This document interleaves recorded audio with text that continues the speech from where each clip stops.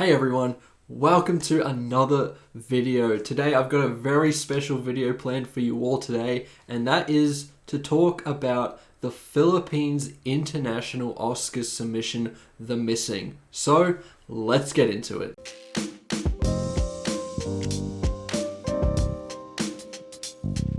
So just before I get into this review, just to be fully transparent with you all, this is the very first time that I've been sent a screener for this movie. I'll let you know that this does not impact the thoughts and feelings that I have towards this movie in any particular fashion, but I have to say I am incredibly excited to have received my very first screener, and that would not have been possible without you guys, so thank you so much. So just a rough background on this movie. As I mentioned, it is the Philippines Oscar submission for the next Academy Awards. It is also the first animated feature film that the Philippines has ever put forward for an Academy Award. And this is something to be commended because, according to my research, it took roughly 4 days for them to shoot this film. It was rotoscoped, which means essentially that there are real actors on set and then they trace over the scenes, creating a very detailed form of animation that you don't see too often. Richard Linklater has used it a couple of times in his films,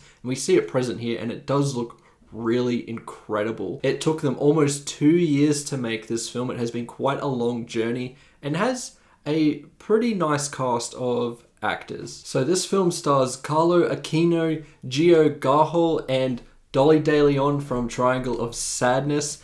Pretty good cast, and they all have excellent performances within this film. Now, if you're not familiar with this movie, the film follows Eric and basically a large portion of his life as it twists and turns after the arrival of a familiar alien and the death of his uncle, both of which trigger Eric to remember his past and untangle his memories.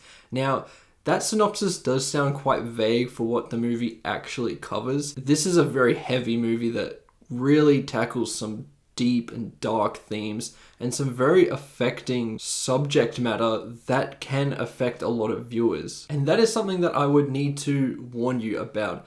This film tackles some really dark and disturbing themes and such heavy subject matter that if you are someone who has been a survivor of abuse as a child, this is a very tough watch for you that might trigger some very unsavory memories. So if those kinds of films and those themes affect you, this may not be a film for you. Just putting that out there. I will say though that within this heavy subject matter, it actually tackles it with a lot of respect and compassion and gives a pretty honest and true interpretation of sexual abuse. It is very, very harrowing at times, and there's a lot of metaphors within the narrative that I thought were really powerful and completely paid off, especially by the end of this film. The stylistic choices, I think, really play into that as well. It was definitely a worthwhile choice to have it rotoscoped because there are certain aspects of the film that you could not do without the rotoscoping. For example, our protagonist is noticeably missing a mouth.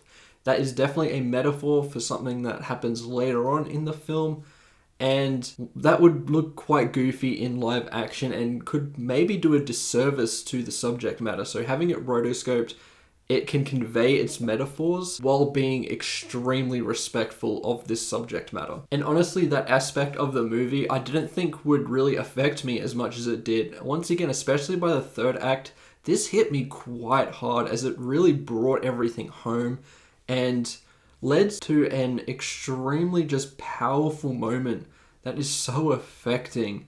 And it's hard not to feel emotional at these scenes as you deeply feel for this character and what they've been through as a child. The film goes from the present to the past. You see this character dealing with his trauma in the present, and you see what exactly happened to him in the past and how he coped with that all. Those sequences are almost drawn like a child in those aspects, and I thought that was once again a brilliant stylistic choice that kind of illustrated his state of mind at the time as a 7-year-old kid.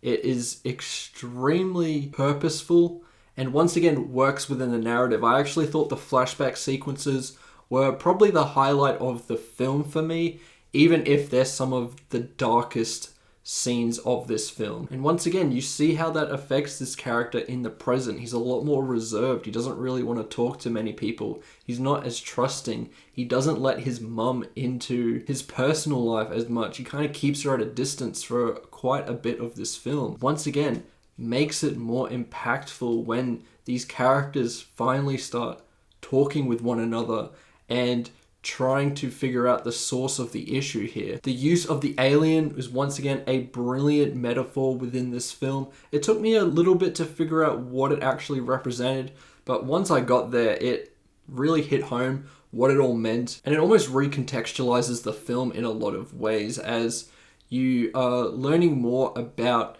Eric, our protagonist here, and what he's gone through, what he's currently dealing with now, how he's coping. When you understand these metaphors a lot more, it makes the film a lot more powerful as it progresses. And that's why I'm saying that by the ending of this film, you really start feeling a lot of emotions, because it kind of paints the whole picture for you. And when you reach that point, you just get a big emotional release. In terms of criticisms of the film, I think that the first 15 to 20 minutes weren't really working for me as much, as we're trying to figure out a little bit more about this character. Once we hit that 15 to 20 minute mark, we kind of get the crux of the film and what we're actually dealing with here. And once we hit that point, I was compelled the whole way through. I was hooked in the entire time. But those first 15 to 20 minutes, while I'm getting adjusted to the film, while I'm trying to learn about these characters, I wasn't fully connecting with this story and where it was going until that moment. Another thing I have to really mention here is the score. Surprisingly really good stuff. It plays in a lot of these flashback sequences. It's surprisingly wholesome for how dark the film can be, but it's a really nice juxtaposition and once again illustrates the mindset of this child, and I think giving a pretty accurate representation of childhood trauma. Honestly, I'm really surprised at how excellent this film was. I had zero expectations for this. It wasn't on my radar at all until I got this screener, and it was truly, truly powerful stuff. I'm really glad I've seen it, and I highly recommend you check it out if it ever becomes available to you, especially if you are looking for a film to just emotionally tear you apart. This film will probably do that. It is very heavy. I cannot stress that enough, but it is extremely well executed. I think that it was a really good submission from the Philippines, and despite the fact that it is animated, I'm glad that they overlooked that aspect, because that doesn't always matter, especially in the international film category. We've seen films like Flea get nominated before. We'll have to see with this. It does look like a pretty strong lineup, but honestly, I think if enough people see it, it does have the quality to back it up and potentially get a nomination. I do think it's a long shot, but if enough people see it, they may have a chance. As a score, I'm going to give The Missing a 4 out of 5. I really recommend this one to you guys. It is one of the better international films that I have seen all year, and it is a stunning piece of animation that was genuinely moving. Anyway, those are my thoughts towards The Missing. Let me know what you think about this one in the comments below if you've seen it. If you haven't, let me know if you're excited for this film, or if you want to know more, feel free to comment below, ask me any questions. Remember to like and subscribe, and I'll see you in the next one. Goodbye.